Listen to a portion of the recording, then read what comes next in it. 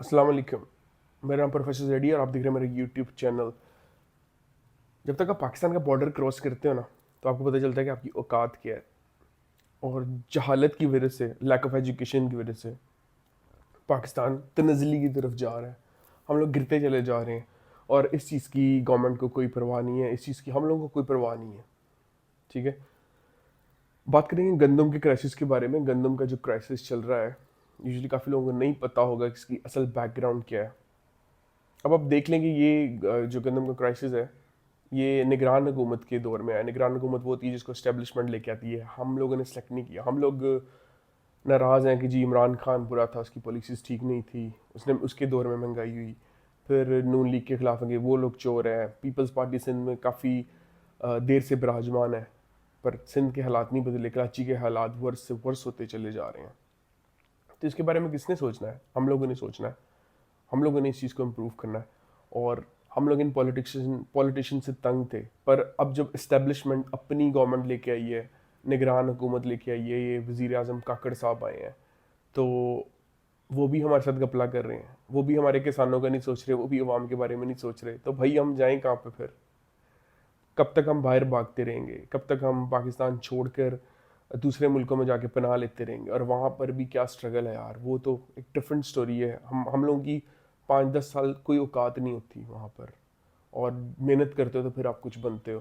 खैर, गंदम की बात करें तो पाकिस्तान दुनिया में 8वां बड़ा गंदम प्रोड्यूस करने वाला मुल्क है। दुनिया में सबसे ज़्यादा गंदम प्रोड्यूस होती है चाइना में, फिर उसके बाद इंडिया में होती है। पर क्योंकि चाइना की आबादी भी ऑलमोस्ट 1.5 अरब है, इंडिया की भी चाइना से ज़्यादा है, तो वो अपनी गंदम जो प्रोड्यूस करते हैं वो वहीं पर ही कंज्यूम कर लेते हैं, यानी कि खुद ही खा लेते हैं। इसी तरह पाकिस्तान भी गंदम एक्सपोर्ट करता था, पर अब पाकिस्तान की आबादी इतनी बढ़ चुकी है कि पाकिस्तान अपनी गंदम जो प्रोड्यूस होती है वो खुद ही खा लेते हैं। हम 8वें नंबर पर हैं गंदम प्रोड्यूस करने में। ठीक है। फिर अभी हमें रिसेंटली गंदम इंपोर्ट करनी पड़ रही थी, और लास्ट ईयर पाकिस्तानी गवर्नमेंट ने गंदम इंपोर्ट किया, जबकि पाकिस्तान में काफ़ी ज़्यादा गंदम प्रोड्यूस हुई थी। हमारे किसानों ने पूरे 6-6 महीने मेहनत करके, और काफ़ी मेहनत लगती है गंदम प्रोड्यूस करने में। और वैसे भी हम गंदम कंज्यूम करने वाला मुल्क है। देखें, अगर जापान में चले जाएं तो वो नूडल्स खा लेते हैं। ठीक है, इतना उधर वीट का इस तरह यूज़ नहीं जिस तरह हम लोग यूज़ करते हैं, क्योंकि हमने सुबह भी पराठा खाना है और दोपहर को अगर कोई सालन खा रहे हैं तो उसके साथ रोटी ज़रूर खाएंगे। तो हम एक वीट खाने वाला मुल्क है, हम गंदम खाने वाला मुल्क है हमारा, और हम गंदम वाफर मकदार में इस्तेमाल करते हैं। अब होता ये है कि हमारे किसानों ने गंदम प्रोड्यूस की, और उसका रेट लास्ट ईयर जो निगरान हुकूमत थी उन्होंने 4600 मुकर्रर कर दिया। ठीक है, और उससे पहले पीडीएम की हुकूमत थी, उन्होंने गंदम इंपोर्ट करने पे कोई टैक्सेस वगैरह इतने नहीं लगाए, और जो ट्रेडर थे गंदम इंपोर्ट करने के लिए उनको सब्सिडीज़ दी। सब्सिडीज़ मतलब कि उनको ईज़ कर दिया, उन पर इतने टैक्सेस नहीं लगाए और वो आराम से गंदम इंपोर्ट कर सकते थे। अब रशिया और चाइना की वॉर चल रही थी, रशिया और सॉरी यूक्रेन की वॉर चल रही थी, रशिया और यूक्रेन में वॉर थी, और रशिया और यूक्रेन दोनों गंदम एक्सपोर्ट करने वाले मुल्क हैं। रशिया पूरी दुनिया में सबसे ज़्यादा गंदम एक्सपोर्ट करता है, क्योंकि रशिया की पॉपुलेशन इतनी नहीं है, उनकी आबादी इतनी नहीं है, तो वो गंदम तीसरे नंबर पर प्रोड्यूस करता है इंडिया के बाद। तो वो सब एक्सपोर्ट कर देता है। इस तरह यूक्रेन भी एक्सपोर्ट करता है। अब यूक्रेन जंग की वजह से एक्सपोर्ट नहीं कर पा रहा था। यूक्रेन की जो पॉपुलेशन है, 1/3, 1/3 पॉपुलेशन उनकी जो है वो यूरोप में चली गई है। वहाँ पर उनको जॉब्स मिल गई हैं, वहाँ पर उनको कंट्रीज़ जंग की वजह से दूसरे जो यूरोपियन ममालिक हैं वो सपोर्ट कर रहे हैं उधर के लोगों को। या मैंने इंग्लैंड में भी काफ़ी यूक्रेनियंस देखे थे, उनको मंथली अबाउट £600 मिल रहा है, उनको घर रहने के लिए गवर्नमेंट ने दिए हुए हैं। तो वो वहाँ पर सेटल्ड है, और मे भी वो जंग के बाद वापस ना आ जाए। पर तो यूक्रेन में काफ़ी ज़्यादा गंदम प्रोड्यूस हुई, और वो एक्सपोर्ट नहीं कर पा रहे थे क्योंकि जंग चल रही थी। तो पाकिस्तानी इम्पोर्टर्स ने क्या किया, वहाँ से गंदम उठा ली। अब वहाँ की जो गंदम थी वो काफ़ी देर से पड़ी हुई थी वहाँ पर जंग की वजह से गोदामों में, और गल सड़ रही थी, कीड़े लगे हुए थे। इन्होंने वो गंदम मंगवाई 2900 में, और यहाँ पर इन्होंने सेल की 45 में, यानी एक मन के पीछे इन्होंने 1600 रुपये कमाए। इसी तरह $1 अरब की गंदम इन्होंने मंगवाई लास्ट ईयर 2023 में, 2024 मार्च तक, और $1 अरब पाकिस्तान से बाहर गया।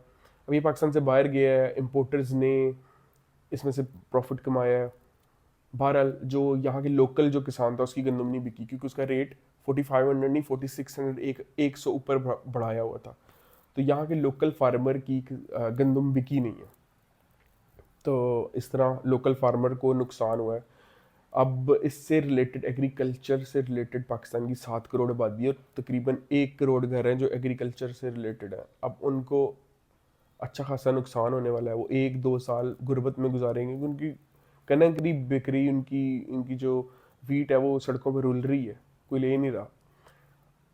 क्यों? क्योंकि ये जो गवर्नमेंट थी, निगरान हुकूमत थी काकड़ की, वो नालायक थी, अब करप्ट थी, क्या कह सकते हैं, हम कोई इल्ज़ाम नहीं लगा सकते। और अब जो करंट गवर्नमेंट है शहबाज शरीफ की, वो इसमें जाना नहीं चाह रही, क्योंकि वो उसको भी इस्टेब्लिशमेंट ही लेके आई है। वो इसमें अगर वो जाके इस्टेब्लिशमेंट पे इल्ज़ाम तराशी करती है, उनमें जाके कीड़े निकालती है, वो देखती है कहाँ पे करप्शन नहीं है, तो भाई वो खुद खतरे में आ जाएंगे, तो इस पर वो बात नहीं करेंगे ज़्यादा।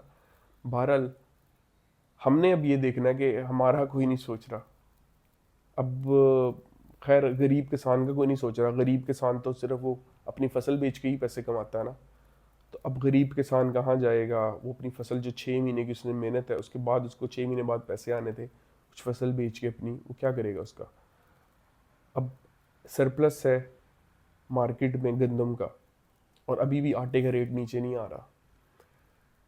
तो we have to think about it कि गवर्नमेंट, अगर हम एजुकेटेड होते और हम ये सब सिनेरियो पहले देख रहे होते, बीइंग अ नेशन, एक एजुकेटेड नेशन होती है ना, वो जब पॉलिसीज बन रही थी गवर्नमेंट की और जब वो न्यूज़ पर आती हैं, वो देखते हैं कि यार ये ऐसे नहीं, ये ऐसे होगा, नेक्स्ट ईयर क्राइसिस में चले जाएंगे हम लोग। पर हम लोगों को अवेयरनेस ही नहीं है, हम लोग लगे हुए हैं जी टिकटॉक देखने, हम लोग जी वो फलाने व्लॉग देख रहे हैं कि उसने डेली व्लॉग में क्या लगाया है। हम लोग को इस चीज़ की परवाह ही नहीं है, क्योंकि हम लोग जाहिल हैं और हम लोग जाहिल रहना चाहते हैं।